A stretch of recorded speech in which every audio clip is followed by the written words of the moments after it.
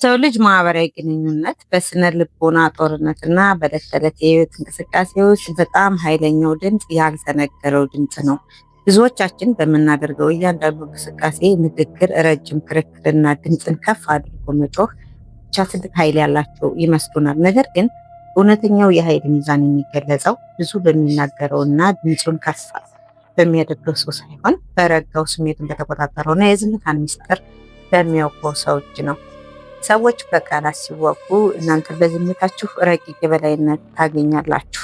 በማንኛውም አይነት የንግግር ወይም የግንኙነት ወቅት አንድ ሰው እውነቱን እንዲናገር፣ ውሸቱንና ተንኮሉን በራሱ አንደበት እንዲያጋልጥ ወይም ለእናንተ ትልቅ ክብርና ግርማ ሞገስ እንዲሰጥ የሚያደርገው ትልቁ የስነ ልቦና መሳሪያ ስትራቴጂካዊ ዝምታና የአይን ትኩረት ናቸው።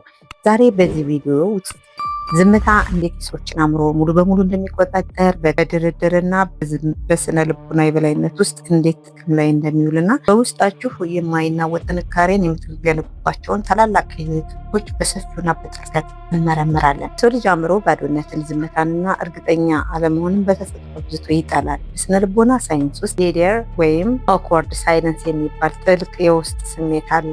ሁለት ሰዎች በንግግር ላይ ያሉ አንደኛው አካል በተጠበቀ ሁኔታ ዝም ካለ የሌላኛው ሰው አእምሮ ወዲያውኑ ትልቅ ጭንቀትና ስጋት ውስጥ ይገባል። አእምሮ ያንን ባዶነት በራሱ ግምት ለመሙላት ሲጣደፍ ራሱን መጠራጠር ይጀምራል። ምን ተሳሳት? እውነቱን ነው? ውሸቴን አወቁብኝ እንዴ?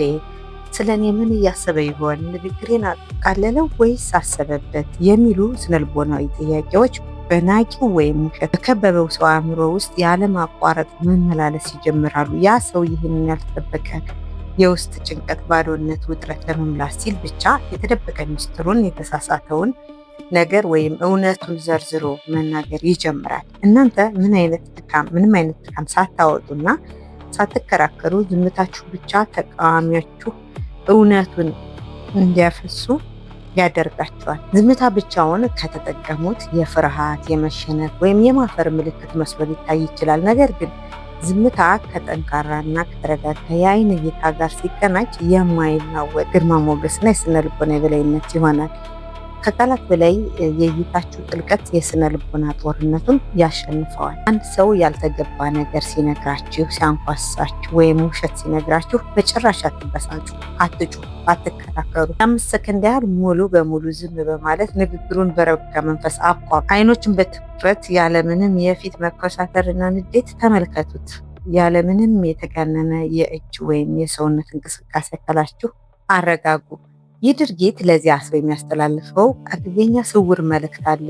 የምትናገረው ነገር ለእኔ ምንም ዋጋ የለውም፣ የምታወራው ውሸት አልወረድልኝም፣ ስለዚህ ሁለተኛ እድል ልሰጥህና እውነቱን ተናገር የሚል። በዚህ ጊዜ ተናጋሪው ሰው በራሱ ንግግር ውሸት፣ መሸማቀቅ፣ መጠራጠርና መፍራት ይጀምራል። የናቃችሁ ሰው በራሱ ቃላት ወጥመድ ውስጥ ይወድቃል። በማንኛውም የቢዝነስ ድርድር፣ በስራ ቦታ፣ በግል ህይወት ወይም በጠንካራ ክርክር ወቅት ቀድሞ የተናገረ እና ስሜቱን ያሳየ ሰው ብዙ ጊዜ ተሸናፊ ይሆናል። ምክንያቱም ብዙ በተናገራችሁና ለማስረዳት በጣራችሁ ቁጥር የተሳሳተ መረጃ የመስጠትና ድክመታችሁን የማሳየት እድላችሁ አብዝቶ ይሰፋል። ለማስረዳት መሮጥ የተሸናፊነት የመጀመሪያው ምልክት ነው። ልምድ ያላቸው የስነ ልቦና ባለሙያዎች፣ ትልልቅ ተደራዳሪዎች እና የፖሊስ መርማሪዎች ሚስጥርና መረጃ የሚያወጡት በጥያቄ ብዛት ሳይሆን በዝምታ ነው። አንድ ጥያቄ ጠይቃችሁ ሰውየው መልስ ከሰጣችሁ በኋላ አሁን ምንም ሳትናገሩ በዝምታ ተመልከቱት። ያ ሰው ያዘጋጀው አጭር መልስ ወይም ምክንያት በቂ እንዳልሆነ እንደተጠረጠረ ስለሚሰማው ያንን ውጥረት ለመስበር ሲል ተጨማሪ መረጃዎችን፣ ማብራሪያዎችንና እውነታዎችን ማፍሰስ ይጀምራል። የኃይል ሚዛን ሙሉ በሙሉ ወደ እናንተ ለማምጣት ዝምታችሁን እንደ ጥበብ ተጠቀሙበት። ዝምታ የውጭ ሰዎችን እና ተቃዋሚዎችን ብቻ ሳይሆን የራሳችሁን የውስጥ ሰላምና አእምሮዊ ጥንካሬ ለመጠበቅ የሚያገለግል ትልቅ የስነ ልቦናዊ ጋሻ ነው። ወይም በስሜታዊ ጊዜ የሚነገር ማንኛውም ቃል ጊዜም ቢሆን መጨረሻው ውድቀትና የቁጭታ ምልክት ይሆናል። ስትናደዱ ወይም ሰዎች ሊያበሳጫችሁ ሲሞክሩ ዝም ማለትን ከተለማመዳችሁ አእምሯችሁ ከስሜታዊነት ወዲያውኑ ወደ ከፍተኛ አመክንዮነት ይሸጋገራል። ስትናደዱ ወይም ሰዎች ሊያበሳጫችሁ ሲሞክሩ ዝም ማለትን ከተለማመዳችሁ አእምሯችሁ ከስሜታዊነት ወዲያውኑ ወደ ከፍተኛ አመክንዮነት ይሸጋገራል። ሰዎች በእናንተ ስሜት ላይ ያላቸውን የመጫወትና የመቆጣጠር አቅም ያጣሉ። በሰዎች ዘንድ ሊገመት የማይችል የረጋ ሊናወጥ የማይችልና የሚፈራ ትልቅ ግርማ ሞገስን ታተርፋላችሁ። የስሜታችሁ መረጋጋት የጥንካሬያችሁ ትልቅ ምስክር ይሆናል። ያልተናገራችሁትን ቃል በማንኛውም ጊዜ መናገር ትችላላችሁ። የተናገራችሁትን ከአፋችሁ የወጣውን ቃል ግን መቼም ቢሆን መልሳችሁ መሰብሰብ አትችሉም። ዝምታችሁ የቃላችሁን ዋጋ በከፍተኛ ደረጃ ያሳድገዋል ማለት ነው። ዝምታ ማለት በሰዎች መናቅ፣ መጠቃት ወይም መረገጥ አይደለም።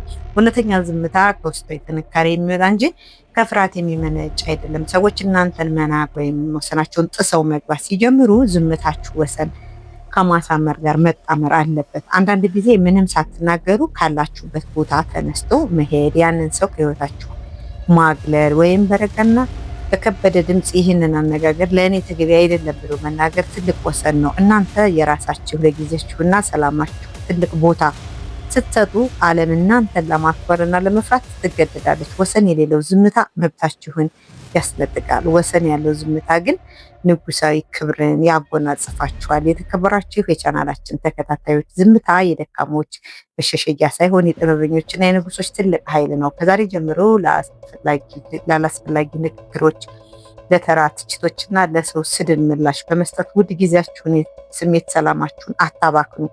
ዝምታችሁ ይናገር፣ ስኬታችሁ በከፍተኛ ድምፅ ይጮህ። ይህ ቪዲዮ ህይወታችሁን የሚቀይር የስነ ልቦና እውቀት ሰጥቷችኋል ብለን እናምናለን። ለወዳጃችሁና ለምትወዳችሁ ሰዎች ሼር ማድረጋችሁን አትርሱ። ቻናላችንን ሰብስክራይብ በማድረግ የደወል ምልክቷን በመንካት የቤተሰባችን አባል ይሁኑ። ስለተከታተላችሁን ከልብ እናመሰግናለን። መልካም ጊዜ